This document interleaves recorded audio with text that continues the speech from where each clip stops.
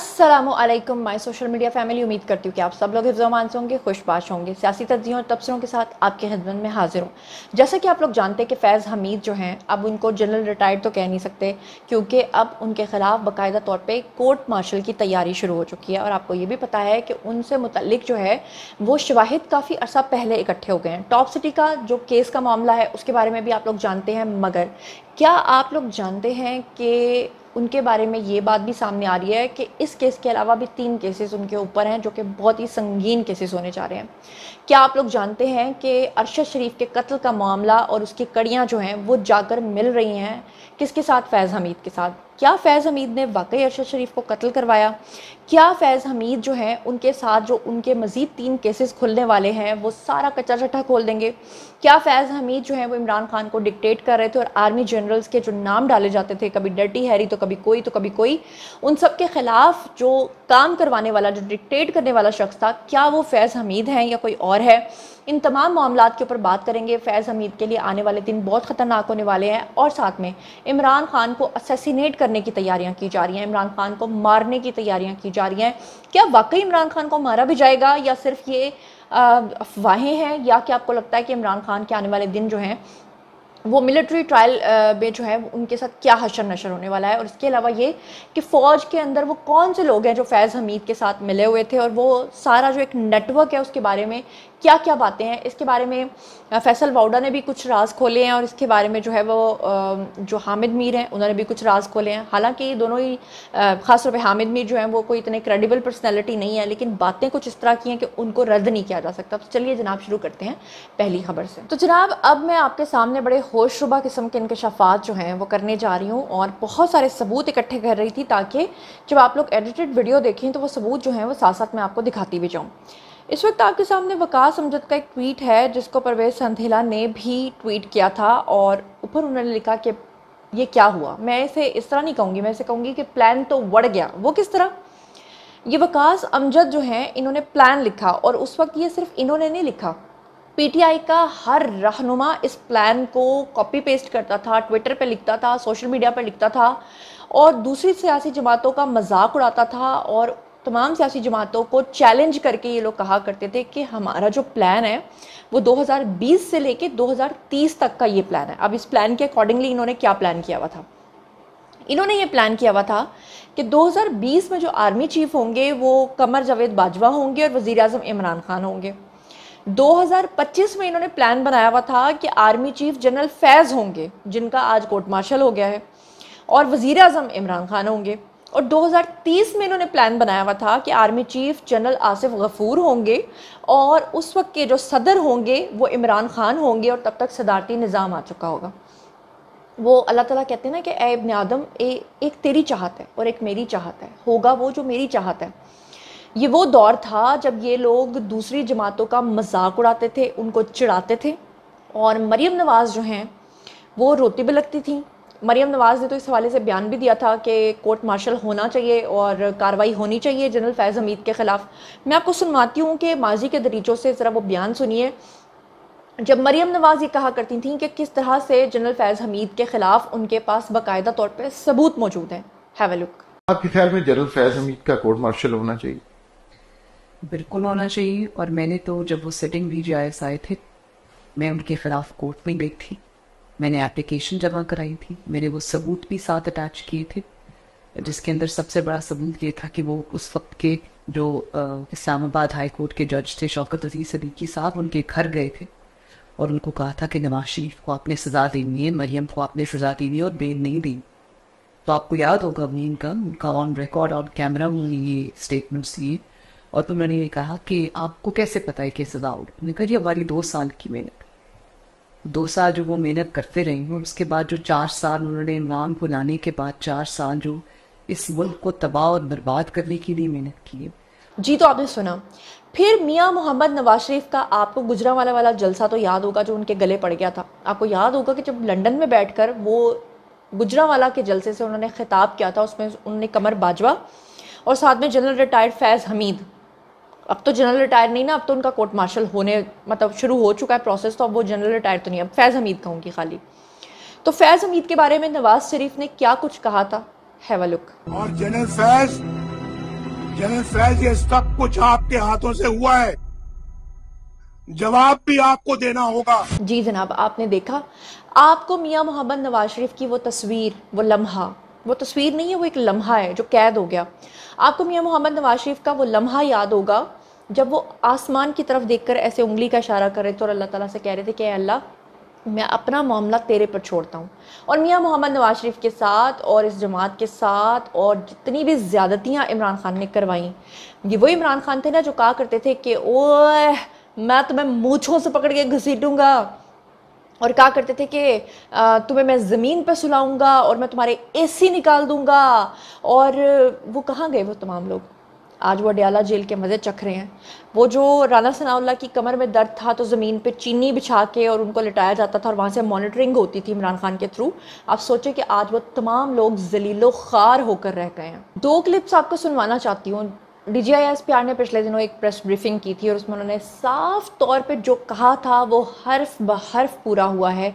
क्या कहा था उन्होंने एहतसाब के बारे में, क्या कहा था उन्होंने 9 मई के कल्प्रिट्स के हवाले से, क्या कहा था उन्होंने गद्दारों के बारे में, ये भी सुन लीजिए। पाक फौज में खुद एहतसाबी एक सख्त कड़ा मगर शफाफ अमल है, एक खुदकार अमल जो हर वक्त जारी रहता है। इस फौज में हर वक्त ये खुदकार जो निज़ाम है खुद एहतसाबी का, ये सब भी चल रहा है और चलता रहता है। कोई भी कवायद व ज़वाबित की खिलाफ वर्जी हो, किसी किस्म की कोई करप्शन हो, किसी किस्म का बैड मिलिट्री ऑर्डर और डिसिप्लिन हो, तो ये एहतसाब का निज़ाम एक्शन में आता है और इसके अंदर किसी किस्म की तफरीक नहीं की जाती। बल्कि अगर ज़्यादा सीनियर रैंक और हायर रैंक हो तो ये जो हमारा अकाउंटेबिलिटी प्रोसेस है, it comes even more harder, because it is expected कि जो लोग सीनियर हैं उनको ज़्यादा समझ और अकल और ज़्यादा जिम्मेदारी है। जो जूनियर रैंक में बच्चे हैं, जो जूनियर ऑफिसर्स हैं, उनको तो आप कुछ मार्जिन दे सकते हैं, लेकिन सीनियर रैंक पे ऐसे नहीं हो। तो मैं आपको यही बताना चाह रहा हूँ कि we have a very robust internal accountability system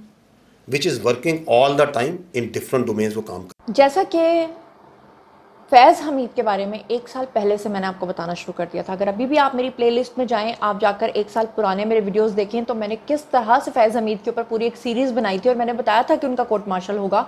मेरी तमाम खबरें सच्ची साबित हुई। बिल्कुल उसी तरह से आज मैं आपको कुछ और ख़बरें बताने जा रही हूँ। उनमें से जो सबसे अहम खबर इस वक्त मैं आपको बताने जा रही हूँ वो ये है कि आने वाले दिनों में आप देखेंगे कि 2-3 जजेस ऐसे हैं जो गिरफ्तार होने वाले हैं। उसमें मुबैना तौर पे किस किस का नाम हो सकता है वो तो मैं आपको आगे चल के बताती हूँ, लेकिन साथ ही मैं आपको ये भी बता दूँ कि अब इमरान खान का भी कोर्ट मार्शल होने जा रहा है। अब आप कहेंगे वो तो आर्मी से नहीं, उनका कोर्ट मार्शल कैसे ही? तो मैंने एक वैसे वर्ड बोला है, इमरान खान का ट्रायल अब आर्मी कोर्ट्स में होगा और वहाँ पर अब उनको निशाने इबरत बना दिया जाएगा। और याद रखिएगा कि इमरान खान को सज़ा देकर आर्मी ये बात सारे मुल्क को बताएगी कि किस तरह से जिन लोगों ने इमरान खान और उनकी पार्टी के ऊपर इन्वेस्टमेंट्स की थी, जैसा कि रऊफ़ हसन ने पिछले दिनों में कन्फेशन भी कर लिया कि भारत से उनको फंड्स आते रहे और वो उसको कबूल करते रहे, इन तमाम चीज़ों के हवाले से आने वाले दिन बहुत ही इमरान खान के लिए सख्त और अलमनाक होने वाले हैं। इस हवाले से फैसल वाउडा ने कुछ पेशगोइयाँ भी की हैं।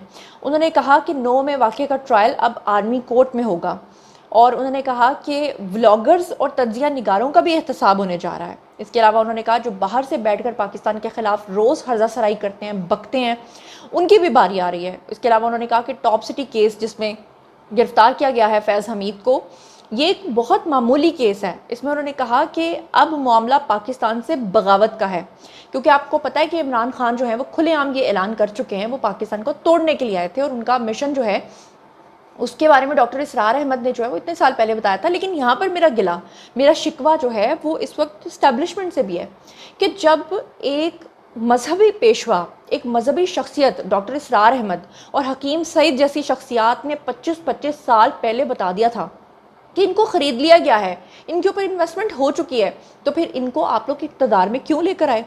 आपको उस वक्त कोई याद नहीं रहा कि भाई जो उन्होंने कहा वो तो उनका विजन देखेंगे। 25 साल पहले आपको बता रहे हैं, आप 25 साल बाद भुगत रहे हैं। आपने मुल्क के अंदर, कौम के अंदर तकसीम पैदा करवा के फिर इमरान खान को पकड़ा, तो क्या पकड़ा?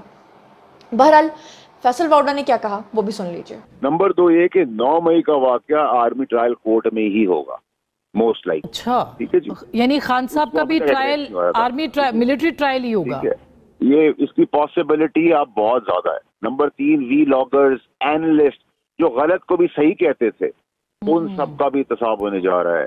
जो बैरून मुल्क हैं उसके लिए कानून और अपॉइंटमेंट्स भी हो गई हैं, वो वहां से बैठ के भी बुक्स नहीं मरेंगे। जो पाकिस्तान को बदनाम किया है, जो पाकिस्तान को तबाह किया है, जो पाकिस्तान को जलील और रुसवा किया है, इदारों को नुकसान पहुंचाया, शहीदों का तमस्कर हो रहा है, और बाकी पॉलिटिकल पार्टियां जो ये वैनम रखती हैं वो भी अच्छे बच्चे बन के अब सीधी सीधी सियासत करेंगे। अब जहाँ इतने गद्दारों की बात हो ही रही है तो हामिद मीर की बात भी कर लेते हैं। हामिद मीर, वो आपने एक वर्ड सुना होगा कि मज्जा दियाँ पैना होंदियां ने, यानी कि भैंसे, मतलब वो तो एक बज़ाहिर एक ट्रांसलेशन करूँगी तो आपको समझ नहीं आएगी, बहरहाल आप इसको पंजाबी में ही सुन लें तो समझ लें तो बेहतर है। यानी जो जैसा होता है ना वो दूसरे को बिल्कुल उसके अंदर के राज जानता है। अब बात कर लेते हैं हामिद मीर की। वैसे तो हामिद मीर क्रेडिबल शख्सियत नहीं है, अक्सर वो अपने मुफाद के लिए बहुत बड़ी बड़ी स्टेटमेंट्स देते हैं जो अक्सर गलत साबित होती हैं, लेकिन उन्होंने इस वक्त बड़ी बातें की हैं फैज़ हमीद के बारे में। मैं चाहती हूँ कि मैं वर्ड टू वर्ड आपके सामने रखूँ। उन्होंने बताया कि किस तरह से फैज़ हमीद जो है उन्होंने किस किस को कत्ल करवाया आज तक, फैज़ हमीद किस तरह तहकीकात से बचने की कोशिश करते रहे और किस किस तरह से और किस किस से वो रब्ता करते रहे, इसके बारे में हामिद मीर जो हैं उन्होंने स्पेशल जो है ना वो अपना एक बयान रिकॉर्ड करवाया जो मैं आपके सामने रखने जा रही हूँ। सुप्रीम कोर्ट ऑफ पाकिस्तान के अहकामात की तामील करते हुए पाक फ़ौज की जानिब से जो जनरल रिटायर्ड फैज़ हमीद के ख़िलाफ़ कोर्ट मार्शल की कार्रवाई शुरू की गई है, उसके ऊपर जो आपको पता है कि फ़िलहाल उनको जिस केस में पकड़ा गया है फैज़ हमीद को, वो है जी टॉप सिटी केस, जिसका आपको मैं पिछले वाले व्लॉग में सारी डिटेल बता चुकी हूँ। अगर आप जानना चाहते हैं कि टॉप सिटी केस क्या है तो आप जाकर उस पूरे व्लॉग को देख सकते हैं। अब इस हवाले से हामिद मीर जो हैं उन्होंने निजी टेलीविज़न के ऊपर आकर अपना तज्जिया किया और कहा कि फैज़ हमीद साहब के ख़िलाफ़ 3-4 और भी केसेस हैं और अभी मामलात उनके ख़िलाफ़ जो है वो और बढ़ेंगे और इंक्वायरी जो है वो चल रही है। उन्होंने कहा कि टॉप सिटी वाला मामला जो है वो काफ़ी मारूफ है और इस पर तहकीकात काफ़ी अरसा पहले मुकम्मल हो चुकी थी।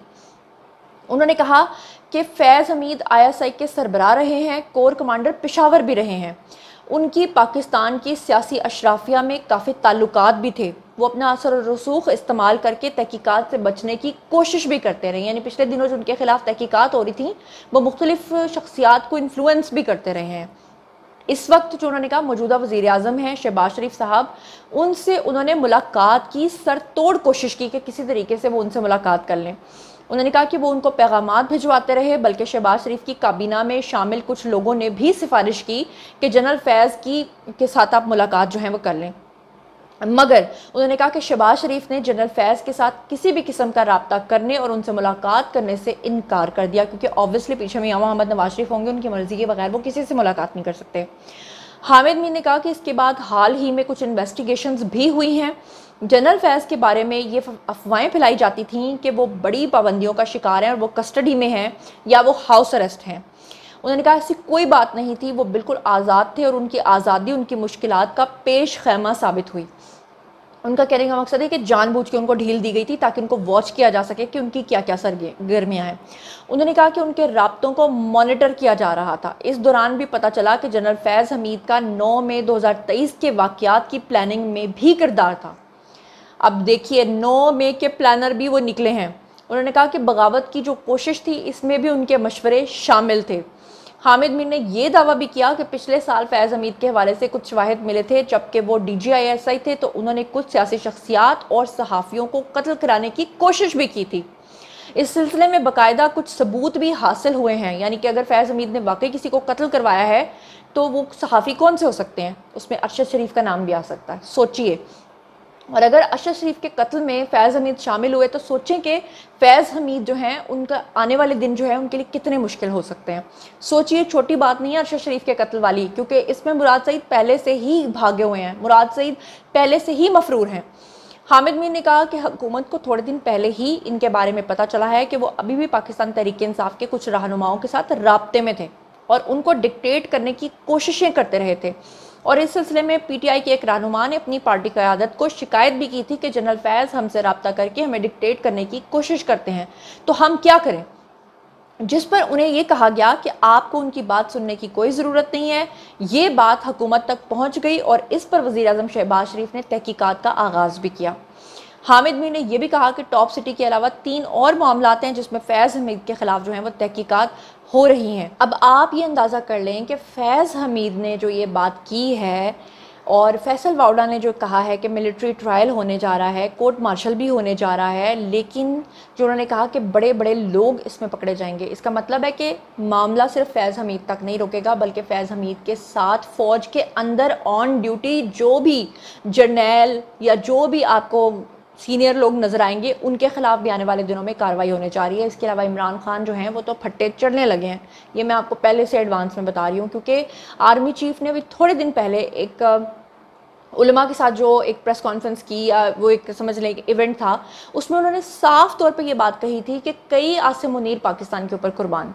इसका मतलब क्या है कि हम किसी के भी दबाव में नहीं आएंगे और हम इनमें से किसी को भी नहीं छोड़ेंगे। इसका मतलब ये है कि अगर 9 मई के लोगों को नहीं छोड़ेंगे, DGISPR की प्रेस ब्रीफिंग भी आपने सुन ली है, फिर उस सिलसिले की जो सज़ाओं की कड़ी शुरू होने लगी है, उसमें इन्होंने जिस तरीके से जनरल फैज़ हमीद का कोर्ट मार्शल शुरू किया है, इसका मतलब है कि आने वाले दिन जो हैं वो इमरान खान के लिए फांसी का एक, मुझे यहाँ तक लग रहा है कि उनको असैसिनेट कर दिया जाएगा। और अगर उनको फांसी ना दी गई तो कुछ ऐसा किया जाएगा कि उनके साथ लड़ी में जो परोए हुए लोग हैं, उन सब की भी जब लड़ी काटी जाएगी तो वो एक एक मोती जब बिखरेगा ना, तो वो मोती नहीं, वो जो गंद निकलेगा वो आपकी सोच से भी बाहर होगा। आपको लग रहा है कि जो ये फैज़ हमीद है इनके खिलाफ बस कार्रवाई होगी और बात ख़त्म हो जाएगी, ऐसा नहीं होने वाला। ये तो सिलसिला शुरू हुआ है। अब ये मामले की संगीनी का अंदाज़ा आपको हो गया है, और अरशद शरीफ के कत्ल से लेकर किस किस सहाफ़ी को इन्होंने कत्ल करवाया है मुबैना तौर पे अकॉर्डिंग टू हामिद मीर, ये भी आने वाले दिनों में सामने आएगा। और वो जो मुराद सईद भागे हुए हैं और जिस तरह से लैपटॉप्स गायब किए गए हैं, और जब ये मामला भी सामने आएगा कि फैज़ हमीद ने पार्टी के अंदर किस किस को कितना इन्फ्लुएंस किया है, उसके ऊपर भी बात होगी। इसके अलावा PTI के कुछ ऐसे लोगों से मेरी बात हुई है जिनका ये कहना है कि जनाब ये जो डर्टी हैरी और फैसल नसीर के नाम हम डालते थे, ये नाम भी हमें डिक्टेट किए जाते थे और उनका इशारा जो है वो फैज़ हमीद की तरफ था। हालांकि PTI वालों का एक वतीरा है कि वो कुछ भी मामला किसी के ऊपर भी डाल देते हैं, कभी भी उनका नाम किसी का भी लगा देते हैं, लेकिन कहीं ना कहीं जो फैज़ हमीद हैं उनकी बहुत ज़्यादा इन्वॉल्वमेंट तो थी। तो ये था जनाब आज का वीडियो। बारी है जी आप लोगों की, आई कमेंट सेक्शन में, और मुझे बताइए कि इन तमाम चीज़ों के बारे में आप क्या सोचते समझते हैं। जो कुछ भी आप सोचते समझते हैं शेयर कीजिए, पर्सनली जवाब दूंगी। मज़ीद खबरें, व्लॉग्स, इंटरव्यूज़ और सियासी तज्ज़िया जानने के लिए मेरे साथ कनेक्टेड रहना हरगिज़ मत भूलिएगा। चैनल को सब्सक्राइब कर लीजिएगा। अपना बहुत ख्याल रखिएगा। अल्लाह ने के बाद।